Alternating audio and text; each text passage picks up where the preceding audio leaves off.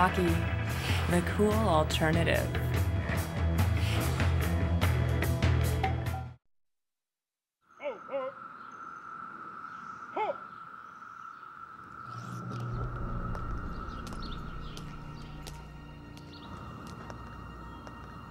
It is a place where ritual and respect are woven tightly together.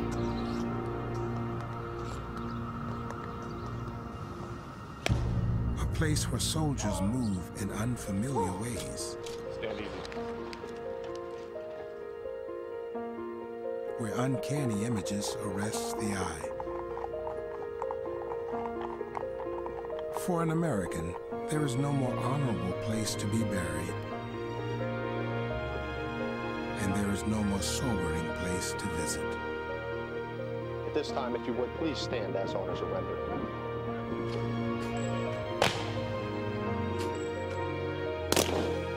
On these stones, you can read the martial history of the nation and almost hear the voices of our past. And we remember with gratitude the bravery of the men who fought elsewhere over Korea. Air Force and Navy fighters swooped down. You see them drug boys? They block the alleys like this so the police won't chase them down there. All this trash. Rats everywhere. Houses vacant. We keep trying to get them to come down here and clean this up. But nothing ever gets done. The Wire reflects a certain amount of disappointment that I feel in terms of what's happened to my city and what my city has been made to endure.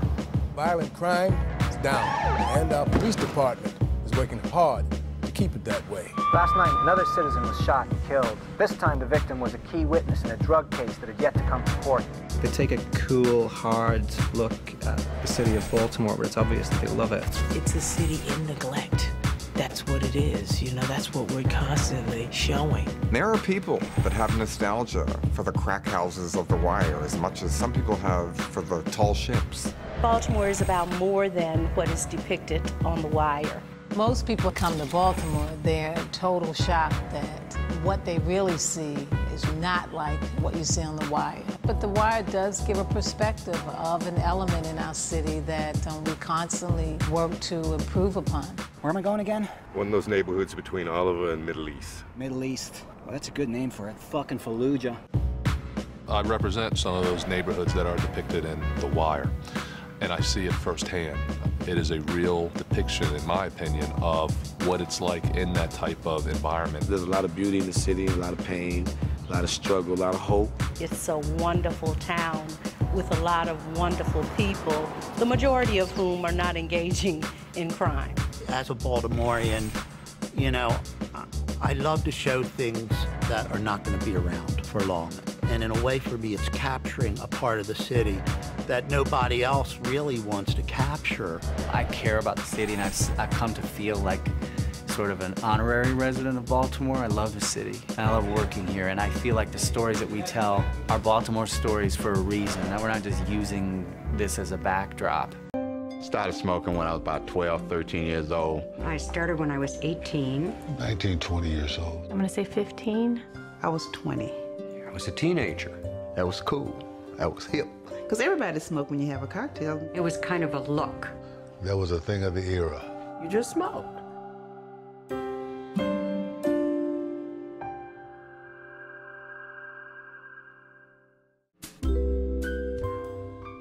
I was born on a farm in Kansas. No one in my family ever smoked. I started smoking when I went to college and went through Rush Week. And the members of the sorority would come around with a platter in their hand with cigarettes on it and offer you one. Having never smoked, it was a little awkward. But I felt like, you know, I probably needed to take one. Everyone else did. And if you needed a little instruction, you could find a little instruction on how to handle a cigarette. If you were good, you know, you could light it, and then you get rid of the match, and then you take over with your 2 fingers, and sometimes you're really cool, you know, to do like that. A little bit like this, but mostly like that. The cool way. Never had a cigarette hanging out of my mouth because I thought that was disgusting. And then you could also knock the ashes off with 1 finger. I was bound and determined I was going to learn to inhale because that was the ultimate cool thing. And of course, it was quite common to expect someone to light your cigarette. I recognized that when I got up in the morning, I would have an urge for a cigarette. So what grew out of, I'll do this to be social and to be part of the group, became an addiction before I knew it.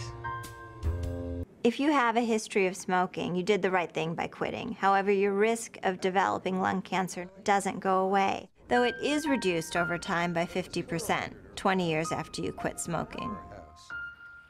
Colleen was diagnosed with lung cancer, I guess about 4 years after she quit smoking. And I was in shock, total shock. Up until that time, I figured she'd dodged the bullet and I'd dodged the bullet. We'd both been smokers.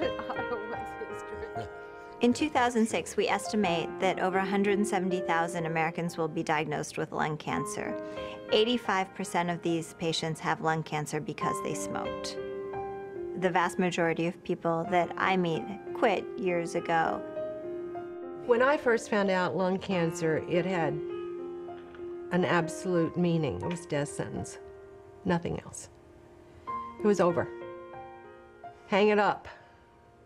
Good run, too short, and you caused it, baby. It's your fault.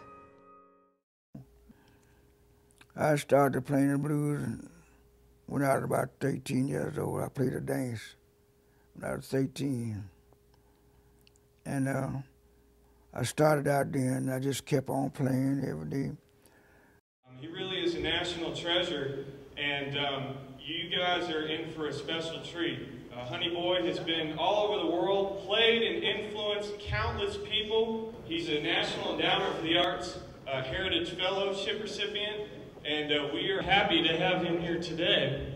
So, you guys, this man is a national treasure. I want to give him a standing ovation.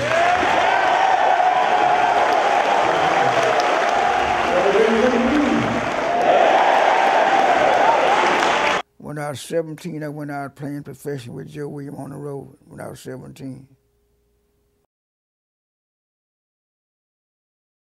And from then on, I just kept it going.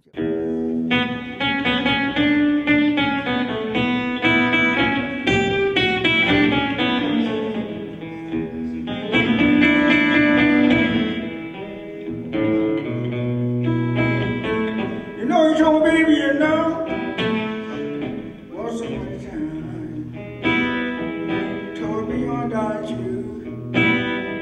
Showed me, mama, that's alright. Sometimes I plays it sounds better than other times, and you encourage you play more and more when you know, when you feel it sounds good to you.